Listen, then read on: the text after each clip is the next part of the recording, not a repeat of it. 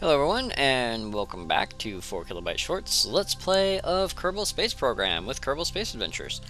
And as you can see, we are in orbit around Kerbin, and we're coming right up on our space station. Now, this is going to be a preview, I think, of a new format type, a new video format type that I was thinking of, sort of as a joke, a little bit as a joke, but as I thought about it, I thought, you know what, it actually might work. So we're going to try a slightly different format than what we usually do. Not this video, per se. This video, like I said, is just going to be kind of a taste of that.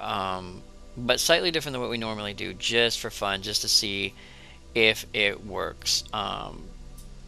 Probably in Season 7, just to give you guys a heads up, because I know we're still in Season 6, and we're still doing our spaceship and stuff, but I realized that we built several spaceships over the last few seasons, or space stations, excuse me, over the last few seasons, and we've done a lot of big base construction and things like that, but it's taken a lot of videos to get a little bit done here and there, and a little bit done here and there, over and over and over again, and I was thinking to myself, you know what, there's probably a better way to do it.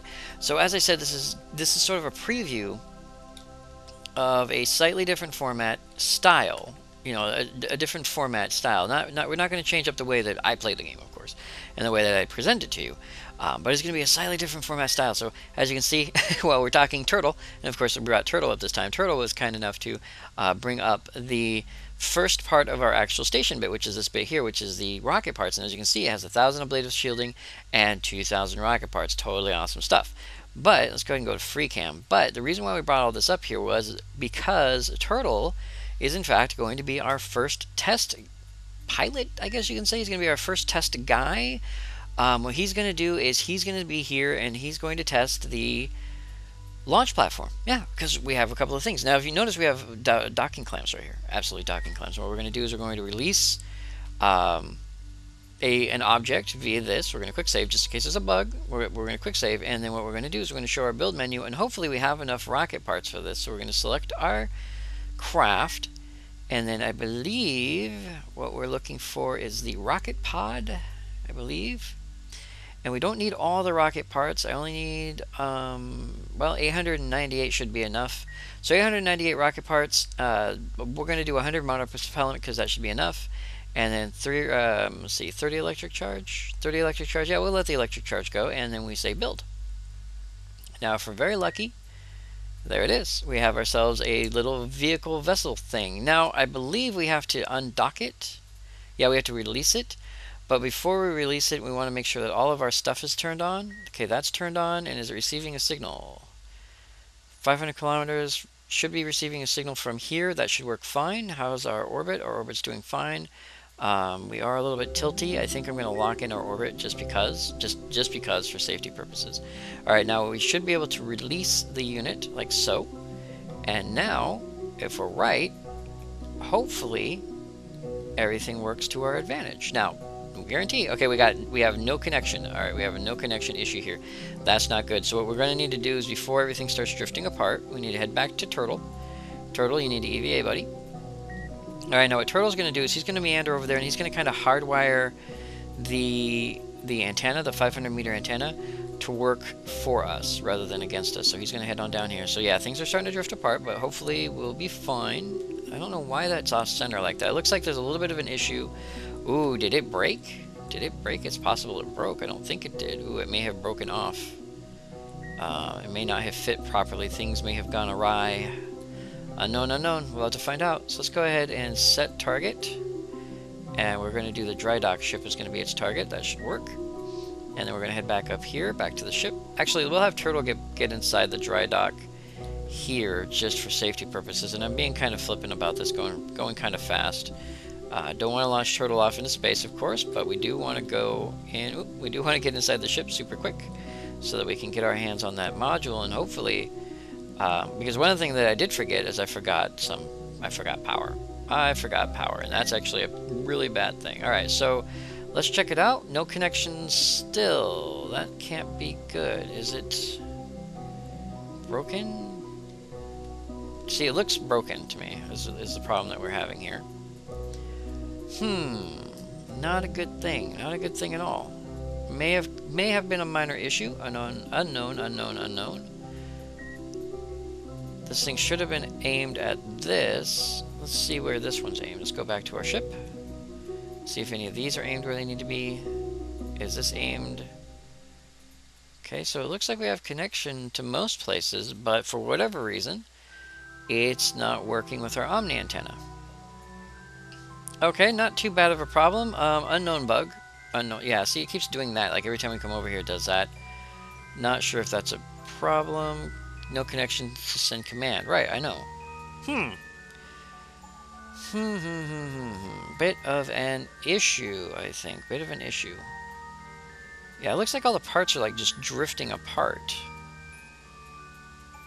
Well, not a good thing, but it does mean we did our test, or we did our initial test, and it does mean that this works. But this did this. It's either the design. Well, it's probably the design more than anything. Resources, power, electric power. Okay, so yeah, it's still connected. It's just not going to work for us because I've had this work before where you could do a connection to here, and that's what we did. We forced it to aim at the ship, but apparently it's not going to. So, unfortunate side effect to that, we do have a little bit more space trash. Yeah. But that's okay. It happens. But we did test out the launch platform, and it did function. So that means we have one more thing we got to do, and we're going to need Turtle for that, of course. Well, a couple of more things we're going to do, but we're going to need Turtle for it. And I think what we'll do is we'll have Turtle EVA. And go ahead and let go. And RCS up. Yeah, I'm not entirely sure why the antenna's not working. I mean, it should be working unless we have to force its aim, but I don't think that's going to work either. Okay, so that didn't work for us. I am okay with that. Yeah, I think I know why. Okay, yeah, I think I know why. So I'm okay with that. So poor design on my part kind of left us with a few less rocket parts than normal, but that is okay because that just means we got to do a couple other things. So we'll let that one float out there for a little while. There's nothing we can do about it right now. Well, you know, we could probably have Turtle push it out of the way. So we'll have him EVA and push it out of the way. Just for safety purposes. Just for the purpose of not having it there if we decide to launch something else. Which I'm thinking that we will do. So we'll just have him come down really quick. And he will push this. Whoa, that's big. That's actually really big. Let's go ahead and push that right like that. There we go. Right out of the way, just like that. And that'll float off and do its own thing. And he will float up here and do his own thing. And we want to go... Where am I? Ah, here we are.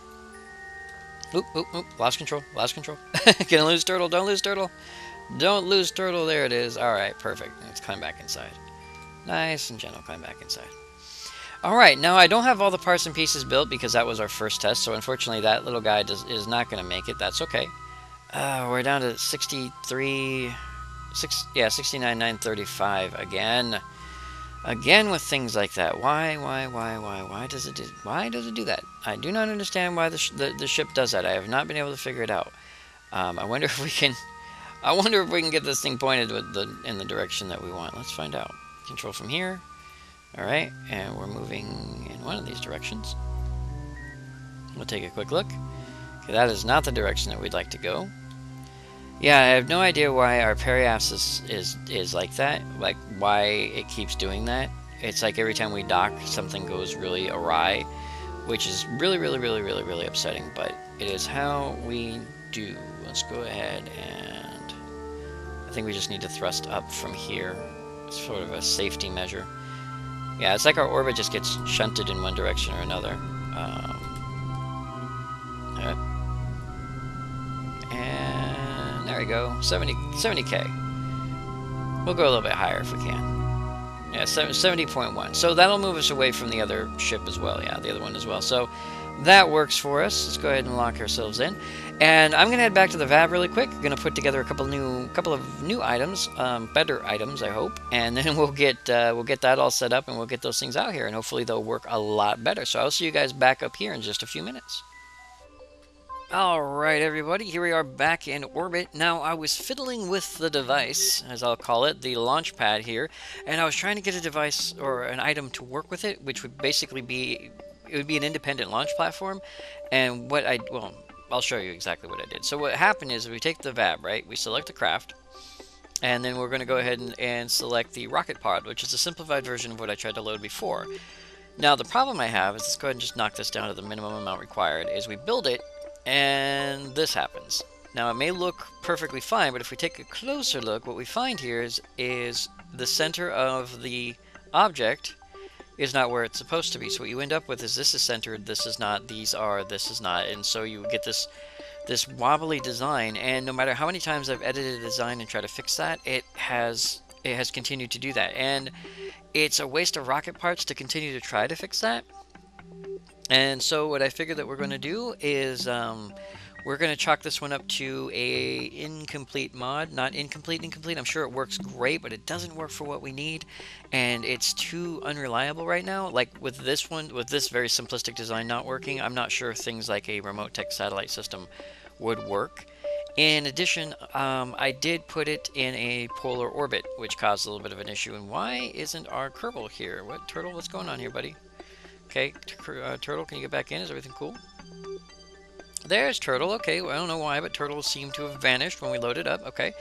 But because of this particular issue, I have decided that we are going to continue our Kerbal Space Adventures sans extraplanetary launch pad. I did try, mind you, to work with it, to make it work as best as we could for what it was worth, and unfortunately, it just did not want to work for us. It did not.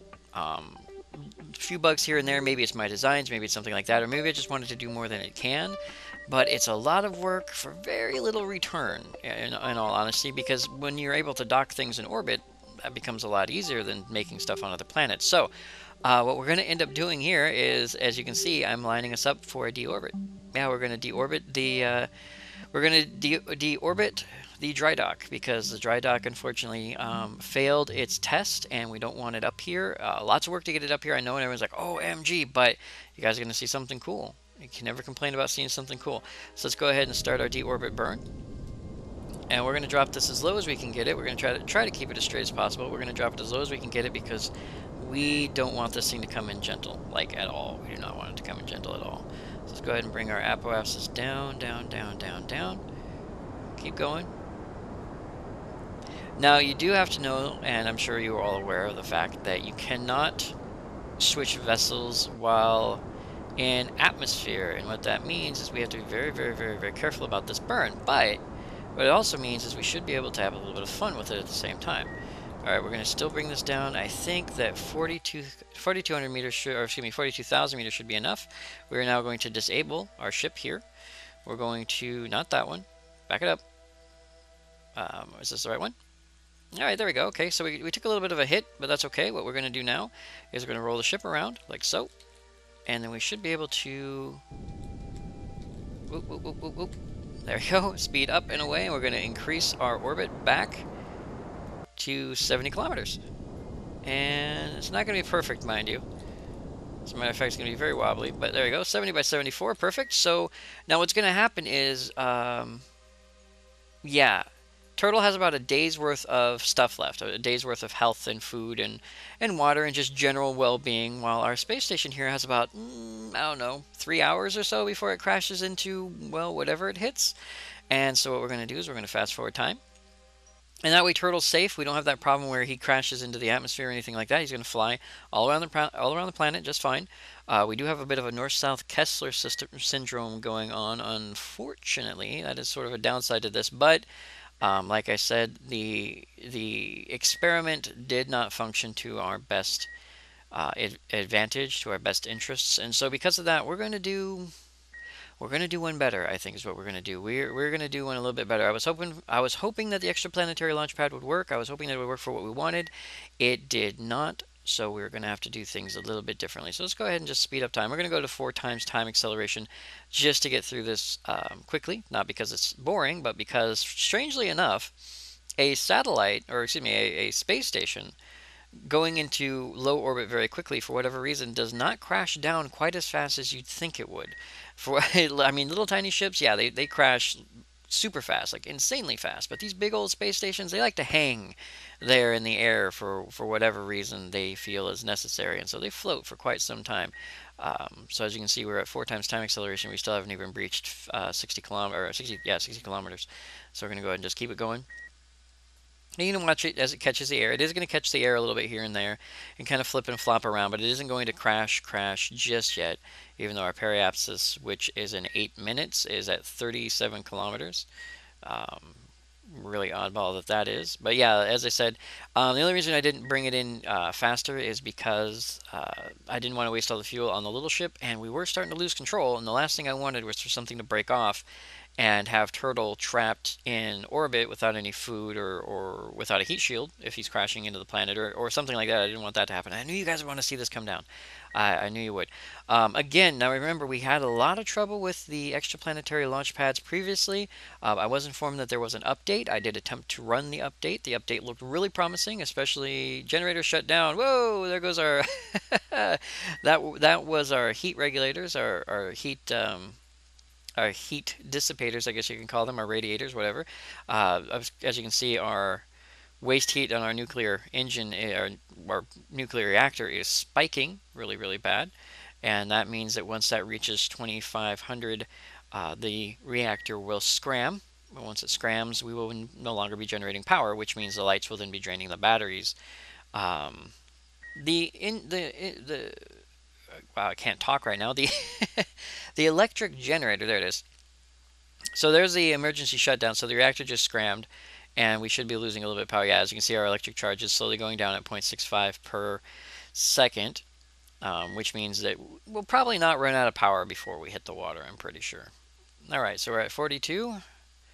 So yeah, as I said, these things tend to hang. I don't know why. I mean, it's moving fast, but they just tend to hang there in the air much more than a smaller ship would. I would assume that it's all the drag. It's all the drag and everything. But of course, this is not the end of Kerbal Space Adventures. This is just the end of this particular uh, theory, I guess. This particular train of thought, whichever you want to go, this chain of detection and attempt. There you are. So we're getting a little bit of burn in now because of how big this is. It may not actually catch fire and explode. It may just make a really pretty uh, fire in the sky and then crash down onto the planet's surface. Most likely it will, because as we look at each part, we're up to like 10,000 degrees, but this is only up to like 400 degrees. And that's because the drag on it is so high from all the parts and everything. So it may not even break up, may not explode. We may lose one or two pieces if it's angled just right. But as you can see, the temperature is already going down on the adapters and everything else. So this is most likely just going to hit the surface of probably the ocean, now that I think about it. We should have our lights on, so the lights will probably show us what we're going to hit just before we do. Now, as I was saying, originally we were going to build a space station and then attempt to use the extraplanetary launch pads to launch probe satellites, but that did not function. And since that did not function, it looks like we're going to have to go a different route. And I have a very special route. Again, I was hoping to use the exoplanetary launch pads for it to make it just super awesome, but they're not working to my satisfaction. And we've launched basically all this up here to begin with, and we can launch all this up here again without any kind of problem. We're not going to be launching another space station, mind you. We're going to be launching other stuff, other very important stuff, because I'm sure you guys are tired of watching me dock things in Kerbin's orbits. Like, yeah, KB is getting boring. And unfortunately, nothing exploded, but you guys still get to see a giant kaboom once we hit the ground, or once the ship hits the ground. So let's go ahead and speed up a little bit. 9,000, 8, 7, 6. Now, provided it doesn't hit a mountain, let's see, what's our surface? Sea level is 4,000, altitude is 5,000, which means we are going to hit water. So the ship is going to hit. Yeah, okay. Yeah, you can see the edge of the landmass here, so it's going to hit pretty close. I mean, if you were standing on shore with a good pair of binoculars, you could watch this thing hit the water. That'd be actually fairly interesting. So we're going to back off a little bit because it's going to be loud, and explosive is going to come straight in, and hopefully it just explodes and there's nothing left. Nothing left at all. And boom. Okay, I hope that didn't break the... Super loud. Okay, so it didn't break the game, but we do have a lot of quantum struts just hanging out, or at least the render lines for quantum struts. Maybe that'll just be a reminder to us not to ever do that again. what that means now is we do have to bring Turtle back down. Very routine flight, going to bring him back down off camera. And then what we're going to do is we're going to get started on our next project right away. Right away, we're going to get started on our next project. So I will see you guys back up in orbit or at the launch pad, depending. Very important. So I will see you guys most likely in orbit. So I'll see you guys there. Alright everybody, here we are in space, and as you can see we have a funny little toy up here. What this little toy is two antimatter collectors strapped to an experimental device. An antimatter reactor, as a matter of fact. Now I don't know what an antimatter reactor does. No idea. Well, I know what it does and what it's supposed to do, but I don't know how it works, and I like to see how things work. And so because of that, we have two antimatter collectors here. Look at that, antimatter flux is 1.599 and increasing. I like that. Again, no idea how any of this stuff works. We're going to activate our magnetometer. Now that's going to tell us all sorts of magnetometry type stuff. No idea what any of that information means, but I'm assuming antimatter flux is a good thing. And because of that, we're going to attempt to charge our antimatter collector. And our antimatter collector is probably going to suck all of our power. Yeah, antimatter collector just sucked all of our power. Can we use a activate reactor? And antimatter deprived. Okay, so it looks like we need power in order to draw power. That seems like a pretty silly thing. However, it's a good start. So this funny little boat here that we just got into orbit with Organon, whichever. Excuse me, Organ 1. I'm assuming that's how you pronounce that. Does not currently function. Apparently 2 RTGs are not enough to get 2 antimatter collectors to work properly, and so because of that we are completely out of power, and our antimatter reactor does not work. Neither does our antimatter collector, as you can see, which is very upsetting. So what we're going to have to do is we're going to have to design a new antimatter collector. And what's really funny is we don't really need this antenna now that I'm looking at it, if only because if this will tell us the exact same information that this will, there's no reason to, you know, really care about the two. So let's go ahead and shut down our antimatter collector here. And it looks like, yeah, it looks like we're going to have to design a new boat that's a little bit better at collecting the antimatters. And so we will go ahead and do that. But before we do that, I am going to bring Organ 1 back down where he belongs, because he seems like a good guy. And he needs to come back down where it's safe. So I'm going to go ahead and do that again off camera. Super boring stuff, because we know this pod will make it down alive. Absolutely no problem. You could probably watch the stuff burn up in the atmosphere, but hey, that really doesn't matter. As long as nothing bad happens to Organ 1. And I think he'll be fine. So let's go ahead and rotate ourselves around, and we will ignite our engines and start our burn down. And then I will see you guys, ooh, I think back in orbit again, once we get a better ship up and running, right? Right? Absolutely. So I'll see you guys there. Alright everybody, here we are with Hugo Nilsson with a slightly better version of our spaceship. Now let's go ahead and open up these big old guys here. Bam, look at that. These things are huge. These are the biggest ones you can get, mind you. I don't even think we have any lights on here. We do not. Oh yeah, we do. Okay, I put some point lights on. So the point lights will of course aim at the edges of these, which I think is hilarious. But those are the lights that we have on there. So we should have enough power. This is one of the biggest nuclear reactors you can get into space. I mean, it's 3 meters wide. Look at that. It's 3 meters wide. It's generating electricity like crazy. And so because of that, what we're going to do is we are going to now, hopefully... Oh, by the way, this is what we have for our cockpit right here. We have this little guy right here. And then we have this big old collector right in front. Bam, look at that. And it's saying that we have 1.89 and increasing antimatter flux, which is great. So let's go ahead and... Well, if nothing else, let's turn on our antimatter charge and let's see what happens. No power required. Required, or do we have power? What's going on? Start charging. Charging, here we go. So we're antimatter charging now. I guess that works.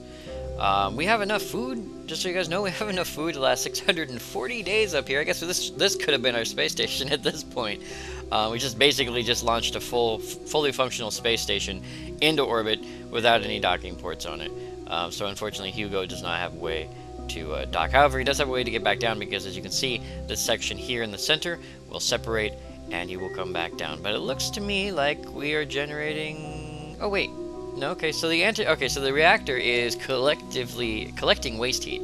The arm vents will also collect waste heat, and so everything up here is collecting waste heat. Hopefully these will dissipate. They can collect a lot of waste heat. By the way, these are like I said, these are the biggest ones. They will point perpendicular at a 90-degree angle to the sun.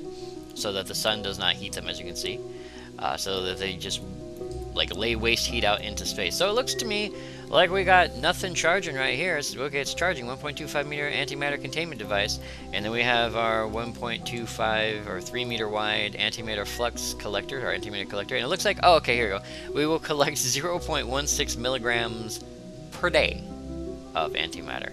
That's nice. So that's going to take us a little while, I think, to get that running and ready to go.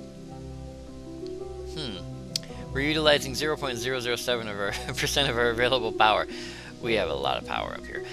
So let's go ahead. I'm going to go ahead and run this as fast as we can for as long as we can. We're up at 100,000 kilometers where we're at. We're 100K, and hopefully that'll be long enough to where we can run a few days. We are in a equatorial orbit, so I'm just going to go ahead and run this for a few days, and see if we can get some antimatter up in this thing, and see what happens there. So I will see you guys probably in a couple of days. Oh yeah. Alright everyone, so it looks like our second antimatter attempt has been a bust as well. Unfortunately, the ship is perfectly functional, and Hugo was kind enough to stay up here for 100 days. 100 days up here in space in this experimental device, but if we look right here, no antimatter has been collected. And the reason I think why is I think this antimatter magnosphere, whatever it may be called, needs to be attached directly to this antimatter container, which makes very little sense considering the antimatter collector is 3 meters wide and the tank comes in 3 different sizes. But he's been up here for a total of 100 days, has not even for a moment collected even a single ounce of antimatter. Therefore our antimatter reactor is not capable of functioning. We don't even know if it'll be able to run or anything like that, but we were able to bring a nuclear reactor upstairs, up here into space, and that seems like a pretty good feat to me. If the antimatter reactor has any uses other than looking pretty and being kind of awesome, I don't know what they are. But what we're going to do is we're going to go ahead and take Hugo back down to the surface. So far, of course, every Kerbal who has gone back down has survived. Again, just very basic stuff, nothing super fantastic. But we are going to bring him back down to the surface in order for him to go home. Thank you, Hugo, again, for staying up here for 100 whole days in order to find out if this antimatter reactor will work. So far, no joy at all. But we did get a few design changes in here, a few things we can work with, and that's a good sign for our next attempt at sciencey type stuff out here in space. So we're gonna go ahead and pause here because we got a lot done, a lot of different things happening in this video. Again, it's a sort of a test. This is not how it's going to be in the future, but it's sort of a test on a new editing feature, an editing way that I wish to edit the videos, basically. And I want to see how it's going to work. And so this was sort of a test in that regard. Not entirely sure I'm going to like it, actually, when I think about it, and all those things I'm going to keep in it and not keep in it. I'm thinking to myself, probably not my favorite, but we are going to test it out. And again, if I can get it worked out, Season 7 is going to be totally awesome. You guys are going to love it. But we still have to get through Season 6, which is testing out all of our equipment, so we know what we're going to take with us and what we're not going to take out with us on our super-duper interstellar adventure, or at least our adventure, whether it be interstellar or not. So we will go ahead and do that. So again, I would like to thank you all very much for joining me and Hugo and Organ One and everybody else who is piloted, Turtle and everyone else, on this Let's Play of Kerbal Space Program, Kerbal Space Adventures, and I will see you next video.